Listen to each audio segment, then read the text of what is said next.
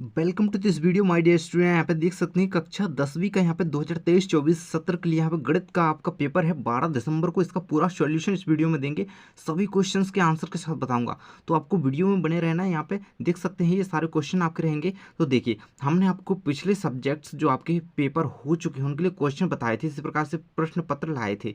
तो जो क्वेश्चन हम बताते हैं, बहुत सारे क्वेश्चन जो है आपकी परीक्षा में पूछे जाते हैं।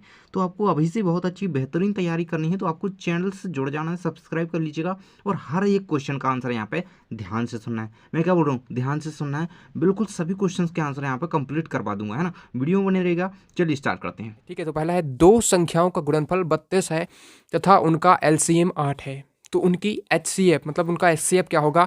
ठीक है, तो हाईएस्ट कॉमन फैक्टर उसका ज्ञात करना है। तो इसका एक सूत्र होता है इसको निकालने का। ठीक है, ठीक है। तो इसको आप कैसे निकालेंगे। ठीक है, जैसे कोई अलग अलग संख्या आपको दे दी जाए। ठीक है, तो इसका सूत्र होता है एचसीएफ ऑफ ए बी।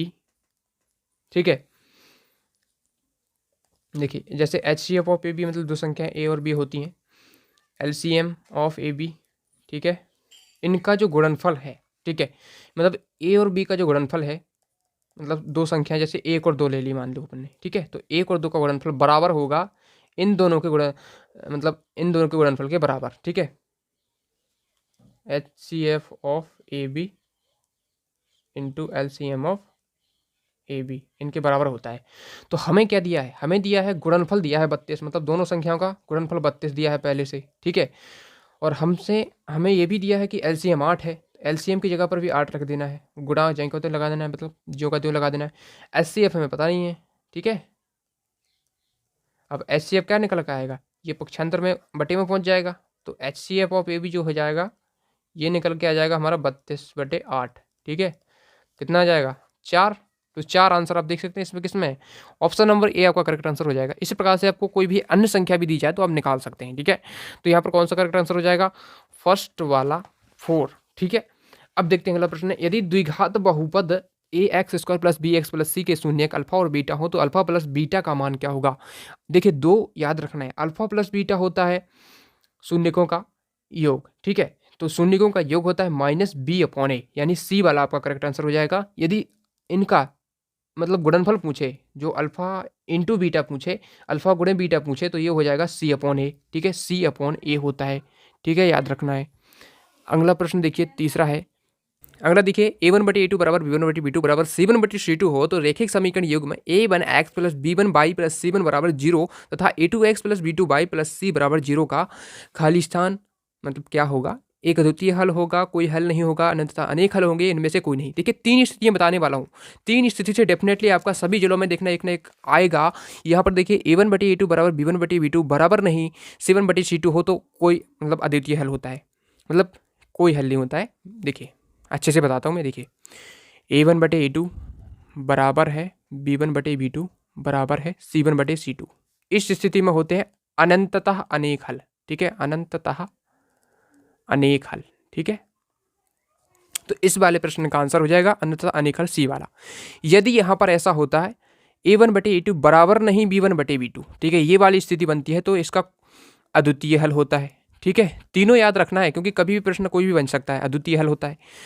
यदि जो है यहाँ पर a1/a2 बराबर है b1/b2 को, लेकिन बराबर नहीं c1/c2, मतलब c2, a1/a2 बराबर है b1/b2 बराबर नहीं c1/c2, तो इसका कोई हल नहीं होता है। ठीक है, तो इस प्रकार से तीनों स्थितियां याद रखनी है।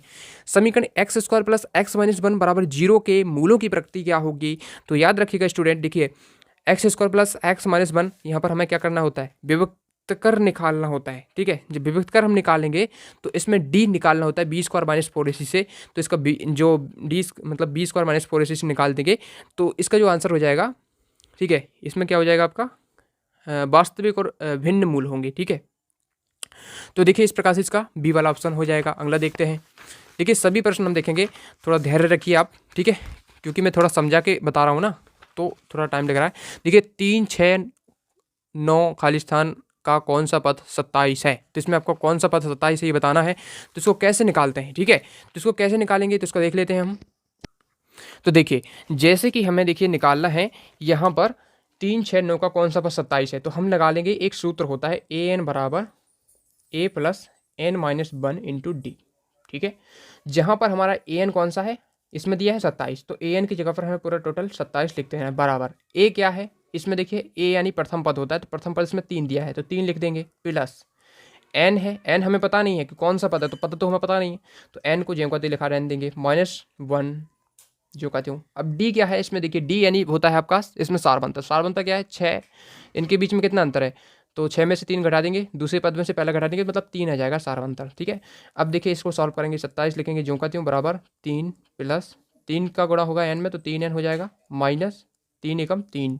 ठीक है, अब देखिए यहाँ पर क्या करेंगे, 3 को उस तरफ भेज देंगे, यानी कि यहाँ पर देख सकते हैं इस स्थिति में 3 से 3 कट जाएगा, क्योंकि प्लस और माइनस हो जाएगा, ये वाला प्लस का है ये वाला माइनस का है, तो कट जाएगा।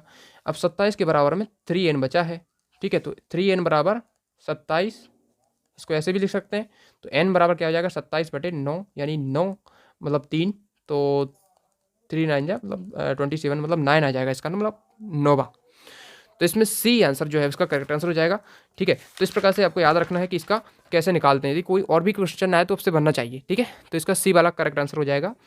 अगला प्रश्न देखते हैं, बिंदु -4 -7 किस चतुर्थांश में स्थित है, तो आपको याद रखना है ये तृतीय चतुर्थांश में स्थित है। चतुर्थांश आपने याद रखे होंगे, आपको पता होगा किस प्रकार से बनाया जाता है, 9th में आपने पढ़ रखा है। ठीक है, रिक्त स्थान देख लेते हैं, रिक्त स्थान की पूर्ति करना, तो पहला है सभी वृत्त खाली स्थान होते हैं, तो सभी वृत्त सर्वांगसम होते हैं। ठीक है, तो चलिए लिख के बता देता हूँ, सभी वृत्त कैसे होते हैं, सभी वृत्त होते हैं आपके सर्वांगसम। ठीक है, तो सभी वृत्त होते हैं कैसे, सर्वांगसम, तो पहले में हो जाएगा सभी वृत्त होते हैं सर्वांगसम।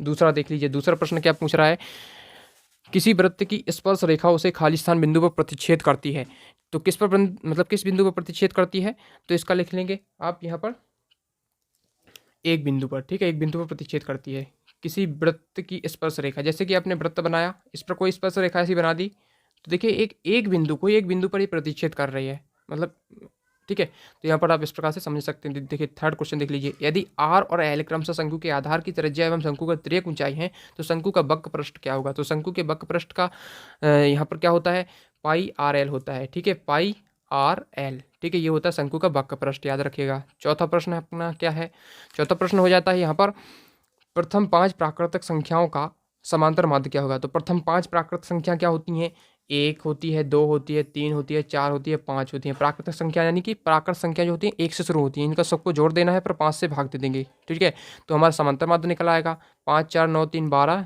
13 14 15, 15/5 यानी 3 आपका आंसर आ जाएगा। ठीक है, तो 3 आपको इसमें लिख देना है। सूर्य का उन्नयन कोण जब किसी सीधे खड़े स्तंभ की छाया और उसकी ऊंचाई बराबर हो तो खाली स्थान होगा, तो 45 डिग्री होता है। ठीक है, तो 45 डिग्री आंसर हो जाएगा। 3√2 यानी 3√2 क्या है, एक अपरिमेय संख्या है। ठीक है, तो इसमें आपको कर लेना है अपरिमेय संख्या। थोड़ी राइटिंग पे ध्यान में नहीं दे रहा हूँ क्योंकि काफ़ी जल्दी लिख रहा हूँ। ठीक है, तो आपको लेकिन ध्यान देना है राइटिंग पे प्रॉपर। ठीक है, तो देखिए अब सही जोड़ी मिला लेते हैं। ठीक है, तो सही जोड़ी देख लेते हैं। देखिए सही जोड़ी आपकी ट्रिगोनोमेट्री से ही आएंगी। ठीक है, तो sec theta into cos theta क्या होता है, sec theta into cos theta हो जाएगी आपकी 1। ठीक है, sec theta into cos theta 1 होता है, 1 + कॉट स्क्वायर थीटा। ठीक है, मैं ऐसे ही बता देता हूँ आपको सही जोड़ी। आपको क्या करना है, आपको सही जो उत्तर है वो आपको एग्जाम में लिखने होते हैं। ठीक है, तो 1 + कॉट स्क्वायर थीटा ये हो जाएगा आपका। ठीक है, इससे मैच कर लेंगे आप ये वाला 1/√2। ठीक है, मतलब 1/√2। साइन 45 का मान कितना होता है, साइन 45 का मान होता है आपका। ठीक है, इसमें हो जाएगा आपका, अरे मैंने इसमें गलत बता दिया, 1 + कॉट स्क्वायर थीटा होता है कॉसेक स्क्वायर थीटा, और साइन 45 का मान होता है 1/√2। ठीक है, तो सुधार लीजिए। सेक 90 - थीटा क्या होता है, सेक 90 - थीटा क्या होता है, कॉसेक थीटा। ठीक है, अंडर रूट में 1 - कॉस स्क्वायर थीटा क्या होता है, ये हो जाएगा आपका इसमें साइन थीटा। ठीक है, बी वाला। उसके बाद सेक थीटा लास्ट वाला है, तो ये हो जाएगा फर्स्ट, मतलब फर्स्ट नहीं होगा, तो ये हो जाएगा 1/, अच्छा ये 1/cos थीटा। ठीक है, तो इससे मैच कर लेना ई वाली से। तो इस प्रकार से आपकी सही जोड़ी हो जाती हैं। अब मैंने सही जोड़ी आपको बता दी। अब देखते हैं हम एक शब्द या वाक्य में उत्तर। तो देखिए पहला एक शब्द या वाक्य में उत्तर है, देखिए पहला एक शब्द या वाक्य में उत्तर है x + b = 0 एक द्विघात समीकरण है। ठीक है, तो ये सत्य है या असत्य, तो पहले का हो जाएगा बिल्कुल असत्य। ठीक है, द्विघात तो है नहीं, कहीं से भी नहीं दिख रहा। दूसरा देखिए, यदि ए बी सी समांतर श्रेणी में है तब b बराबर इतना होता है, b बराबर a + c/2 होता है, तो जी हाँ होता है, सत्य लिख लेंगे, सत्य हो जाएगा दूसरे प्रश्न का। तीसरा देखिए, तीसरा कह रहा है कि त्रिभुज का क्षेत्रफल 1/2 गुणा आधार गुणा ऊंचाई होती है, तो बिल्कुल सत्य है, तो ये सत्य हो जाएगा। ठीक है। मूल बिंदु के निर्देशांक पूछा है 0 0 होते हैं तो ये भी सत्य हो जाएगा, ठीक है। क्षैतिज तल से ऊपर की ओर देखने पर दृष्टि रेखा क्षैतिज रेखा के साथ अवनमन कोण बनाती है, तो ऊपर देखेंगे तो अवनमन नहीं बढ़ेगा, उन्नयन बढ़ेगा, ठीक है। तो पांचवे का असत्य हो जाएगा, पांचवा असत्य हो जाएगा। छठवा देख लीजिए, आपको सत्य सत्य लिख लेना है, ठीक है। छेदक रेखा वृत्त को केवल एक बिंदु पर प्रतिच्छेद करती है, तो असत्य हो जाएगा, ठीक है। तो हमारा कौन कौन सा है, दूसरा सत्य है, तीसरा सत्य है, चौथा सत्य है। पहला, पांचवा, छठवां असत्य, ठीक है। अब एक शब्द वाक्य में उत्तर देख लेते हैं, ठीक है। ये सत्य सत्य थे, एक शब्द वाक्य में उत्तर देख लेते हैं। गोले के आयतन का आपको सूत्र बताना है, ठीक है। गोले के आयतन का सूत्र, तो गोले का आयतन का सूत्र क्या होता है, ध्यान रखिएगा। यहाँ पर देख सकते हैं गोले का आयतन का सूत्र, यहाँ पर लिख लीजिए आप 4/3 पाई r की घात 3, ठीक है। दूसरा प्रश्न पूछा है, रैखिक समीकरण y बराबर mx प्लस 3 में यदि x बराबर -2 y बराबर 5 हो तो मान क्या होगा। तो y की जगह पर लिख देंगे, बस मान रख देना है, y बराबर कितना है, 5 है, ये x -2 है, तो m जो का तो रखेंगे -2 है प्लस 3, तो 5 इसको इस तरफ लाएंगे तो माइनस हो जाएगा 3, -2m हो जाएगा, ये 2 बचेगा बराबर -2m, ये कट जाएगा, माइनस का एक आंसर हो जाएगा, ठीक है। तो इसमें -1 आपको लिख देना है। तीसरा प्रश्न देखिए, द्विघात समीकरण ax² plus bx plus c का विभक्त कर ज्ञात करने का सूत्र, तो विभक्त कर बराबर d = b² - 4ac होता है, ठीक है। चौथा प्रश्न देखिए, -2 4 10 का सारबंधक क्या होगा, तो घटा दीजिए बस, तो इसका हो जाएगा 6, ठीक है। 10 में से 4 घटाइए 6, या 4 में से इसको भी घटाइए तो वही आएगा, ठीक है, ठीक है। क्योंकि 4 में से 2 घटाएंगे तो 4 माइनस, और माइनस एक पहले से है 2, ठीक है, तो ये प्लस हो जाएगा ना, 4 2 6 हो जाएंगे। पांचवा देखिए, थेल्स प्रमेय का कथन लिखना है, तो थेल्स प्रमेय का कथन मैं आपको दिखा देता हूँ। तो देखिए थेल्स प्रमेय का जो कथन है वो यहाँ से लिखेंगे, यदि किसी त्रिभुज की एक भुजा के समांतर अन्य दो भुजाओं को भिन्न भिन्न बिंदुओं पर प्रतिच्छेद करने के लिए एक रेखा खींची जाए तो ये दो भुजाएं एक ही अनुपात में विभाजित हो जाती हैं। तो थर्ड का आंसर इस प्रकार से आपका हो जाएगा, ठीक है ना। अब देखते हैं हम अगला प्रश्न हमारा क्या कर रहा है, वृत्त के एक बिंदु पर प्रतिच्छेद करने वाली रेखा को क्या कहते हैं। तो वृत्त को एक बिंदु पर प्रतिच्छेद जो रेखा करती है उसे क्या कहते हैं, तो लिख लेंगे यहाँ पर स्पर्श रेखा कहते हैं, ठीक है। तो छठे का हो जाएगा स्पर्श रेखा। तो इस प्रकार से हमने सभी आपके एक शब्द या वाक्य में उत्तर देख लिए, सभी ऑब्जेक्टिव मैंने आपको कंप्लीट करा दिए हैं 32 के 32। इसी प्रकार से आपको देखिए, अब हम आगे के प्रश्न आपके देखते हैं। संख्या 135 और 225 का HCF ज्ञात करना है। सिद्ध कीजिए कि रूट देने एक अपरिमेय संख्या है। HCF ऑफ 306 657 9 दिया है, LCM आपको इसका ज्ञात करना है, ठीक है। सभी प्रश्न आपको दिखा रहा हूँ, पार्ट 2 में इसके सॉल्यूशन में प्रॉपर बनाने वाला हूँ, सॉल्यूशन आपको पार्ट 2 में दिखाया जाएगा, ठीक है ना। तो पार्ट 2 के लिए बस वेट कीजिए, जल्दी आपका पार्ट 2 आने वाला है। तो पहले मैं प्रश्न दिखा देता हूँ ताकि आप लोग इसकी प्रैक्टिस कर पाएँ, ठीक है, और सॉल्यूशन मैं आपको पार्ट 2 में ही बताऊँगा, ठीक है। तो देख लीजिए, 8वां प्रश्न आपका इस प्रकार से हो जाएगा। 8वीं का अथवा देख लीजिए, 9वां देख लीजिए, ठीक है, 9वां प्रश्न हो जाएगा। 9वीं का अथवा देख लीजिए, 10वां प्रश्न देख लीजिए। सभी प्रश्न इसमें देखिए, एक भी ऐसा प्रश्न नहीं है जो बार बार नहीं पूछे जाते हों, बार बार ये प्रश्न पूछे जाते हैं। देखिए सभी प्रश्न करना है, क्योंकि कई जिलों में पूछे जा रहे हैं, अलग अलग जिलों में अलग अलग पेपर आ रहा है, तो हो सकता है आपके ज़िले में ये वाला प्रश्न आ जाए, किसी ज़िले में दूसरा आ जाए, तो इस प्रकार से आपको सभी करने चाहिए, ठीक है। तो जितने मैं बता रहा हूँ आपको सभी करने हैं, ठीक है, सभी की प्रैक्टिस अच्छे से करके जानी है। देखिए यहाँ पर 10वां हो जाएगा, 11वां हो जाएगा, 12वां प्रश्न देख लीजिए, ये वाला बहुत ज़्यादा पूछा जाता है, ठीक है।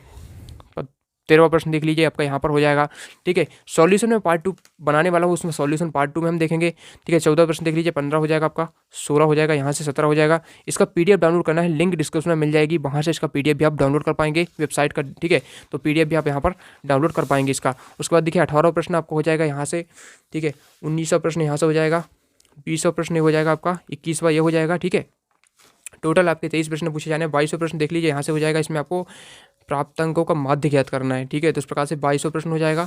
23वां देख लीजिए, इसमें आपको दैनिक व्यय को दर्शाती है, तो इसमें क्या करना है, ठीक है। इसमें आपको, इसमें भी इसका माध्य ज्ञात करना है, नहीं सॉरी, इसका आपको वो बनाना है दंडारेख, ठीक है। उसके बाद देखिए प्रतिस्थापन विधि से हल करना है, प्रतिस्थापन विधि से आपको इसका हल करना है। तो इस प्रकार से देख लीजिए 23वां प्रश्न है, और इसको विलोपन विधि से हल करना है। तो इस प्रकार से टोटल 23 प्रश्न है, सभी के हम आंसर नेक्स्ट पार्ट में देखने वाले हैं। थैंक्स फॉर वाचिंग, मिलते हैं नेक्स्ट वीडियो में। वीडियो पसंद आए वीडियो को लाइक कर दीजिए, चैनल पर सब्सक्राइब जरूर करना, साथ ही टेलीग्राम का लिंक डिस्क्रिप्शन में, वहाँ पर ज्वाइन जरूर हो जाना।